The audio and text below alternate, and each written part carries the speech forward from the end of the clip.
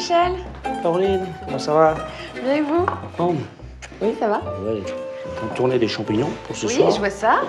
Alors, je suis très curieuse de savoir ce que vous allez nous préparer aujourd'hui pour ce souper à la russe.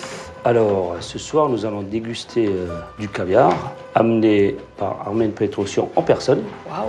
avec une garniture traditionnelle, un damier, avec du blanc d'œuf, du jaune d'œuf, des cornichons malasol et les blinis à la farine de sarrasin. Ensuite, un coulibiac de saumon, un feuilleté aux épinards et aux champignons avec un beurre blanc à l'aneth. Et pour finir, un dessert traditionnel russe que j'ai préparé à 4 mains avec Emmanuel Rion, le Médovic. Ça va vous plaire, j'en suis sûr. Bon, donc on va avoir du beau monde en cuisine aujourd'hui. Je suis ravie. Et qui mieux que Michel Roth pouvait rendre hommage à la cuisine russe? Aux commandes des cuisines de l'hôtel Ritz à Paris, Michel Roth côtoie une clientèle russe avec qui il échange et enrichit ses techniques. Avec son ami Emmanuel Rion, chef pâtissier du café Pouchkine, il goûte au plaisir de la gastronomie russe lors de ses nombreux voyages à Moscou. Un chef français qui emprunte des recettes aux tables des tsars, c'est l'histoire qui recommence.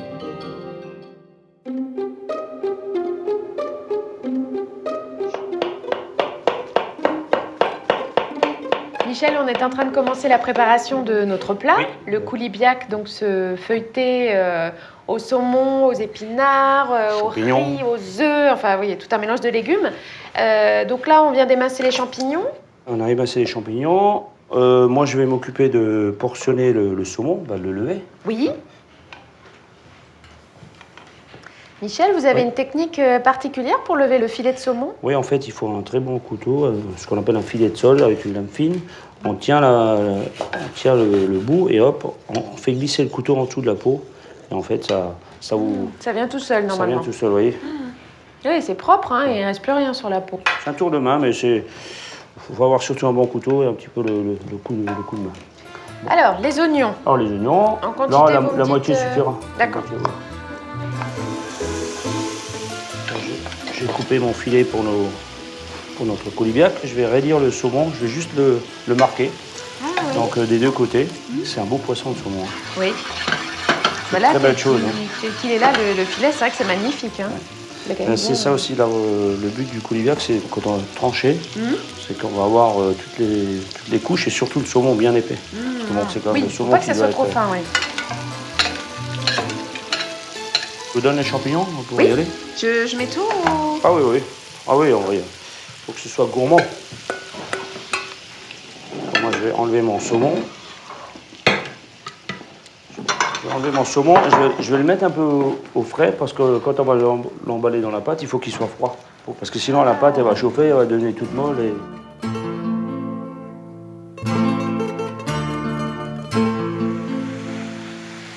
En fait, ça, c'est un plat qui est génial parce que bon, il y a de la préparation, mais une fois qu'on a au four, on surveille, ensuite on peut se mettre à table, on peut discuter avec les amis, la famille.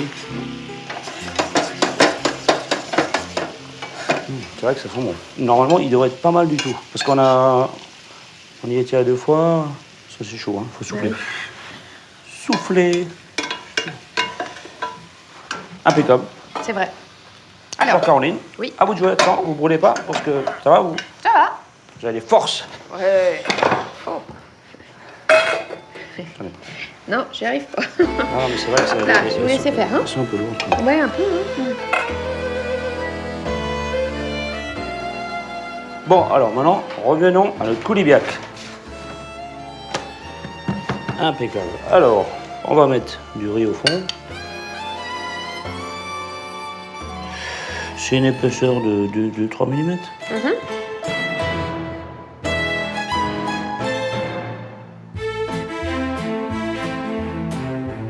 Voilà, on va mettre une belle couche d'épinards, parce que ça va.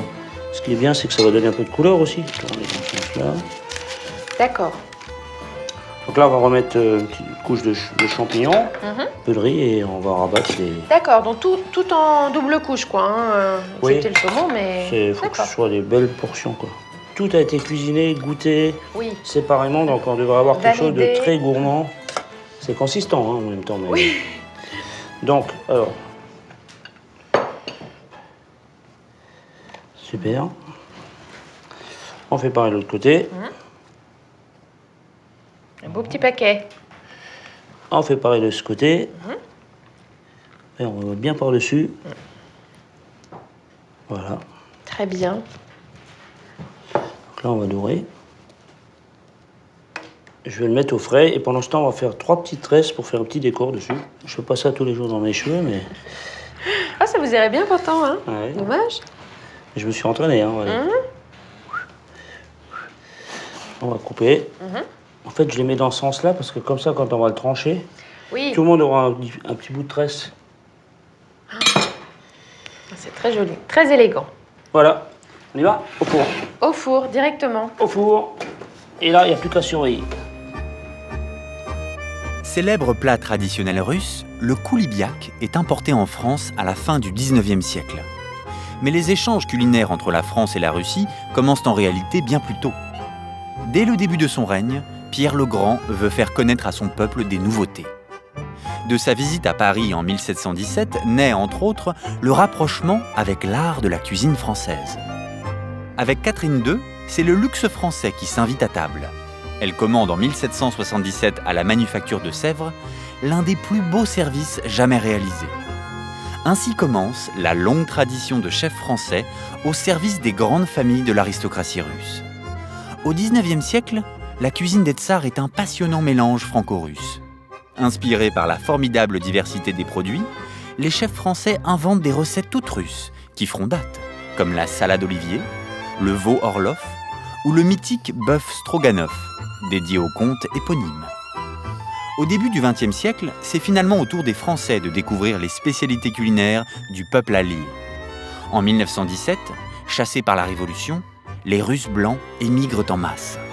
C'est l'occasion de diffuser dans l'Hexagone d'autres plats que ceux importés par les cuisiniers français, comme le bortsch, les zakouskis, ainsi que l'indémodable caviar.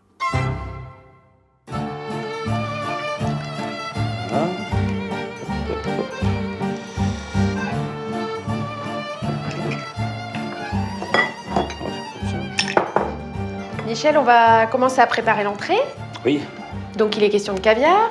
Comme c'est un mets précieux et délicat, j'ai prévu une garniture à côté avec une base de, on va dire, de mimosa. Donc il y aura des blancs d'œufs, des jaunes d'œufs, des cornichons mal au sol. Et tout ça présenté comme un damier. Bon, ben, on va commencer par les œufs alors. Il faut combien d'œufs là, Michel?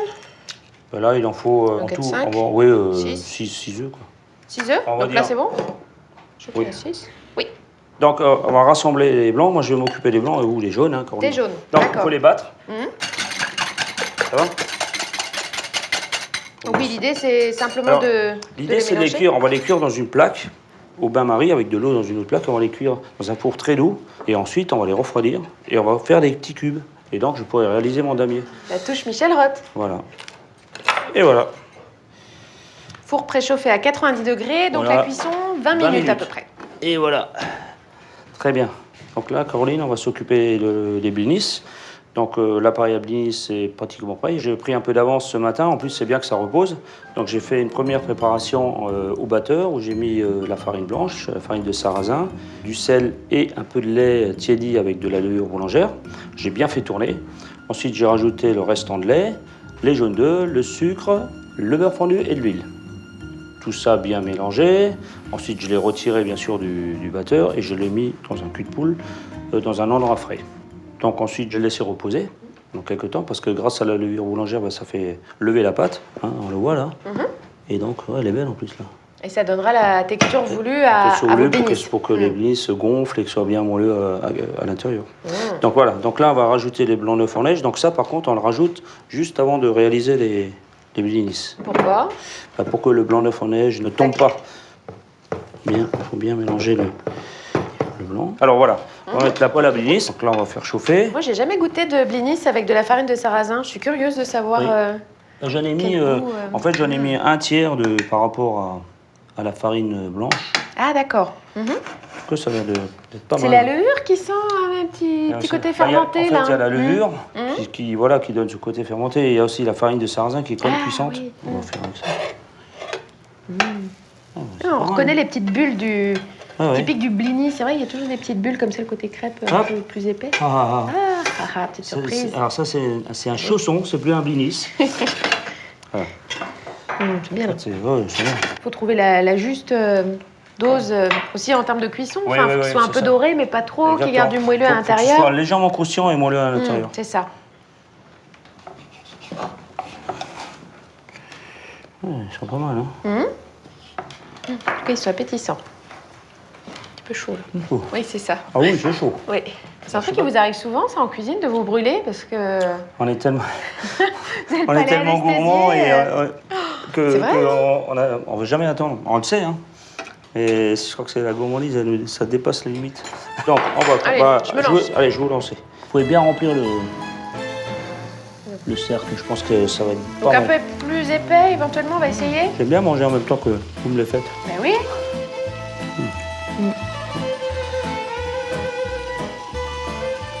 Ah, Ils sont- ah oui, ah non, mais bah là, vous avez un petit peu abîmé mon béni. je vous ai abîmé votre bénis. Franchement, c'est pas terrible. Ouais. C'est pas sympa, hein. Non. Et on va aller. Touchez pas mes bénis. Touchez pas mes bénis. Bon, Ah ok, oui, ok. non, mais vous me déconcentrez là. C'est pas si voilà. bas. Ah, bah, bonne- oui. Ah, non, si, si. Bon, bah c'est bien, on en a fait pas mal là. Bon, c'est le moment de sortir les œufs, les blancs d'œufs et les jaunes d'œufs. Chauffé. Ah non. Il faut que ça soit net et précis. Pas de- Ah oui, c'est pas mal. Même à travers le film, on le voit. Hein. C'est chaud. Bon, en fait, on pique la pointe comme ça. Et hop. Vous voyez, il y a Oui, rien. comme un gâteau, Si quoi. maintenant, il y avait encore bien sûr du jaune et tout, ben, Oui. il serait pas cuit là. C'est super cuisson. Bon, je vais commencer à tailler deux. Bonjour à vous, Petrosian. Vous allez bien? Bienvenue dans les cuisines, dans nos Bonjour. cuisines. Caroline. Très très belle cuisine, magnifique. Ah oui, Vous avez- là je suis content là. Ah bah, Alors, voilà. Caroline, Armène Petrosian, le spécialiste du caviar. Voilà, on va vous amener une belle surprise parce qu'en fait, je vous ai amené du beluga. Si on a un petit couteau pour l'ouvrir. Ah, un petit Ah non, couteau. c'est bon, c'est bon. Je Ah, l'ai ouvert bah, tout seul. Oh là Voilà, là. voilà, c'est un grain magnifique. Le beluga, c'est Voilà, de quelle le beluga, origine? c'est le plus gros des caviars, c'est le poisson qui s'appelle le ouzo ouzo. C'est le plus gros des poissons, c'est le plus rare, c'est le plus cher, c'est voilà, celui qui a tous les superlatifs. C'est vrai.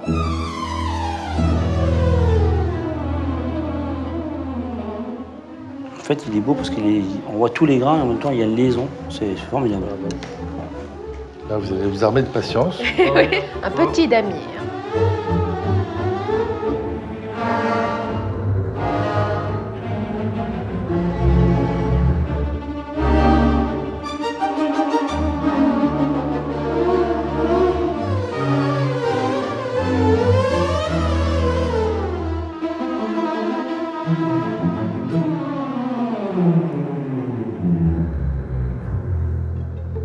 Michel, je pense qu'on va pouvoir Oui. aller accueillir nos invités. Armène, vous venez avec nous? Ah, bien Avec sûr, plaisir. avec nous. Hein. Merci Armène. Dada, c'est pas si bas.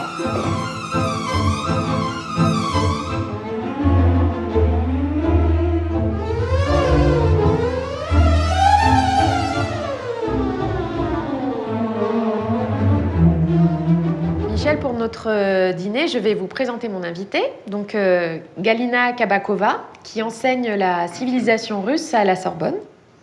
Bonjour. Enchanté. Et moi, mes invités, Armène Petrosian, on va déguster son caviar, donc c'est un grand honneur. Merci. Et Emmanuel Rion, chef pâtissier, meilleur de France. J'ai appris à le connaître à Moscou et on a fait le dessert ensemble. Bah, c'est surtout son dessert, un dessert qui nous vient de la Russie. Donc, Très on bien, va- vous allez nous expliquer ça On tout va à nous l'heure. expliquer. Mais pour l'instant, c'est l'entrée. Oui. Armène, vous y me va suivez?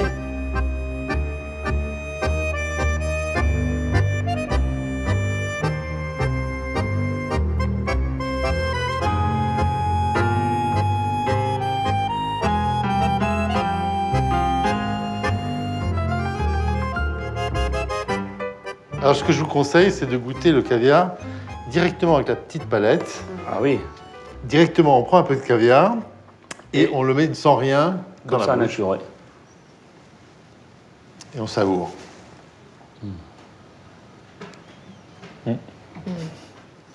Et là, on a toute la saveur du caviar. Tout ce caviar-là, c'est un caviar très spécial, donc qui est très rond, avec beaucoup de goût. Et surtout, un deuxième goût qui vient ensuite avec la rétro-olfaction. Et là, on a un caviar extrêmement lourd en bouche, très complexe. Et quand on va être à la deuxième ou la troisième bouchée, vous allez voir que plus on en mange, plus ces saveurs se développent dans le palais et plus la complexité vous apparaît. Alors, pour changer le goût entre chaque bouchée, justement, on a un petit peu de blini, on peut manger un petit blini entre chaque bouchée pour renouveler le plaisir. Le caviar aujourd'hui, dans la gastronomie russe, est toujours considéré comme un produit de luxe vraiment exceptionnel, vraiment prestigieux. Alors, c'est un produit prestigieux qui existe en Russie depuis extrêmement longtemps, puisque on dit que c'était Ivan Grozny qui avait été le premier à découvrir le caviar et à l'industrialiser. Un tsar qui avait une réputation un petit peu difficile, mais on doit lui rendre grâce pour le caviar. Enfin, pour le reste, bon, il y a une autre histoire. Mais c'était vrai que le caviar de l'époque n'était pas du tout le même caviar qu'aujourd'hui. Et à l'époque, le caviar était non pas en grains, mais pressé. C'était une autre recette complètement qui, en fait, est très très forte, puisqu'on salait à 13% à l'époque, et parce qu'il fallait le conserver. Mais la grande époque du caviar a été plus tard. Et mon grand-père me racontait comment, quand ils avaient les pêcheries dans la Bakou, ils amenaient le caviar au tsar. Les premiers caviars étaient réservés au tsar et ils les amenaient par chevaux de poste. Donc c'était les premières pêches étaient pour le tsar. D'ailleurs, il avait un droit absolu de prendre ce qu'il voulait de la pêche. Galina, les blinis à la farine de sarrasin, est-ce que ça vous semble naturel à votre goût russe ou... Tout à fait, tout à fait. Je crois que le caviar était servi soit avec des petits blinis, soit avec ce qu'ils appelaient les canapés. Oui, c'est ça. C'est les zakouski, en fait. C'est des zakouski, exactement. Voilà.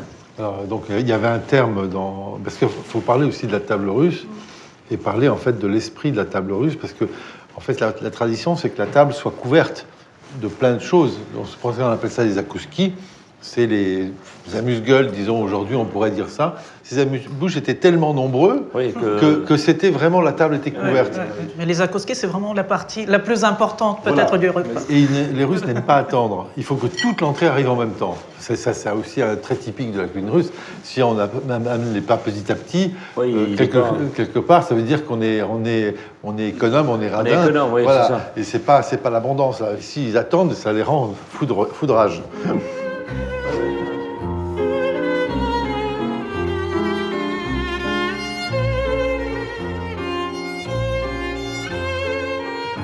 Michel, il va être temps d'aller chercher la suite.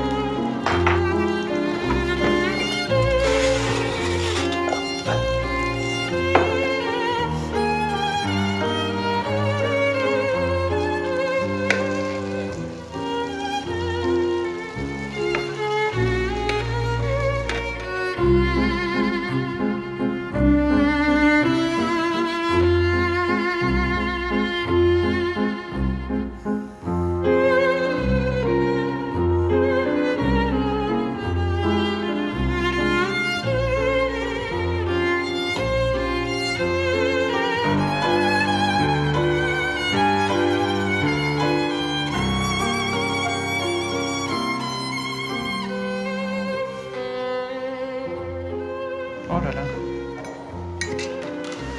Coulibiac de saumon. Très beau. Il est beau. Il est magnifique. L'esthétique est très importante. Et là, on a tout. On a le saumon, on a l'œuf, l'épinard. C'est magnifique. Oui, tout est bien identifiable. On reconnaît bien chaque ingrédient. Merci. Parce que le coulibiac, il ne faut pas oublier, c'est d'abord l'œil. Voilà aussi que c'est abondant. Les mamas russes vous diront que si on ne voit pas les ingrédients, c'est que c'est raté. Voilà, donc bon appétit. Merci beaucoup. Ça, c'est vraiment l'identité russe qui est dans l'assiette, oui. Vous lisez les auteurs du 19e, du 20e siècle, c'est vraiment ça qui fait l'identité de la table russe. Bravo, Michel. Ce qui est formidable, le caviar, c'est pour les riches, mais le coulibiac, c'est pour tout le monde. Des tsars jusqu'aux derniers paysans, oui. Galina, le coulibiac illustre bien les relations franco-russes en cuisine. De quand ça date, cette amitié, ces relations comme ça Alors, je dirais que la vraie découverte par les gastronomes, ça date quand même du début du 19e siècle. Et on peut dire que c'est quand même Antonin Carême qui a fait la vraie promotion de la cuisine russe et du service à la russe. Le service à la française, c'était un très jolie table avec des plats installés dès le début. Et donc, c'était un vrai spectacle. Alors, le problème, c'est que au moment où vous deviez attaquer le plat de résistance, il était déjà tout froid. Oui, bien sûr. Qui est un problème Et donc, pour les chefs. C'est un problème. Oui. Voilà, les zakouskis, effectivement, les Russes les étalaient tout ensemble, mais le reste du repas était apporté au fur et à mesure. Donc les plats arrivaient chauds. Peut-être compléter ce que vous dites, c'est parfaitement exact. C'est que dans le service à la Russe des plats, on le servait au guéridon. C'est-à-dire qu'on amenait l'assiette de l'invité à un guéridon et on remplissait l'assiette et on l'amenait à table. Et c'est le départ même de la cuisine moderne, puisqu'on sert aujourd'hui l'assiette complète. C'est vraiment l'idée même de ce départ de service à la Russe. Et il faut dire aussi pourquoi les Russes adoraient tellement le poisson, parce qu'il y avait quand même beaucoup de carême. Donc il fallait bien manger quelque chose. On était très religieux, effectivement, Voilà. et on mangeait beaucoup de poissons. Ben oui. Si vous regardez une carte de la Russie, la Volga traverse pratiquement toute la Russie. Donc en fait, c'est la mer Volga, parce qu'on l'appelle comme ça, la mer Volga, elle fournit, tout le monde va pêcher. Donc elle est extrêmement poissonneuse, même encore maintenant. Et c'est vraiment le fleuve nourricier, quoi. En russe, il y a vraiment un terme de mer vodka. C'est la vodka, voilà. Mais ça va bien. Mer Volga, pardon. Michel, je crois que pour le dessert, c'est une préparation à 4 mains que vous avez... On a pris beaucoup de plaisir avec Emmanuel à préparer son dessert. On y va.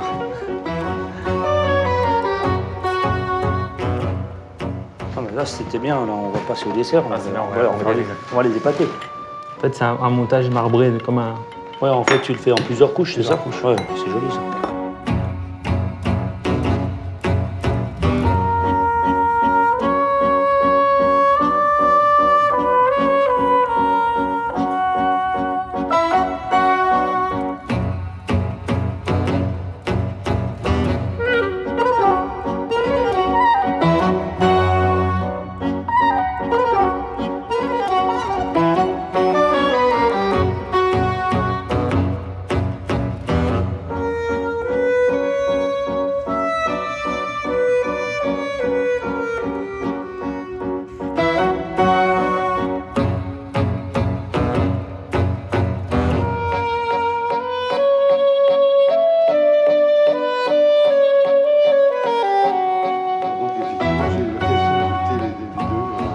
Voilà, donc Waouh! je vais vous le poser comme ça. Je vous laisse prendre parce que voilà. Ah, c'est magnifique. C'est la brume de, c'est la brume de, Ça c'est la siffle, brume de ça Moscou. Ça va pas exploser? Ça va pas exploser, non. Donc c'est une réinterprétation du gâteau Médovic. Donc le gâteau Médovic, c'est un gâteau, comme son nom l'indique, en russe, qui est à base de miel. Et donc c'est un gâteau qui est quand même assez riche à la base. Donc il y a du miel de sarrasin, il y a de la crème smetana, qui est l'équivalent pour nous de la crème fraîche, épaisse. Et il y a de sgouchkonka, donc qui est une confiture de lait. Donc qui est sur une base de lait concentré sucré. C'était la friandise Voilà. préférée de tous les enfants De soviétiques. tous les enfants. Oui. Donc en fin de repas, j'ai voulu le refaire plutôt léger, donc sur base de crème glacée, donc une crème glacée fleur de lait, donc où là on a vraiment un goût de crème, et une crème glacée sgouchonka avec le biscuit qui a été cuit, séché et réduit en poudre. Vous voyez, c'est un montage qui est marbré.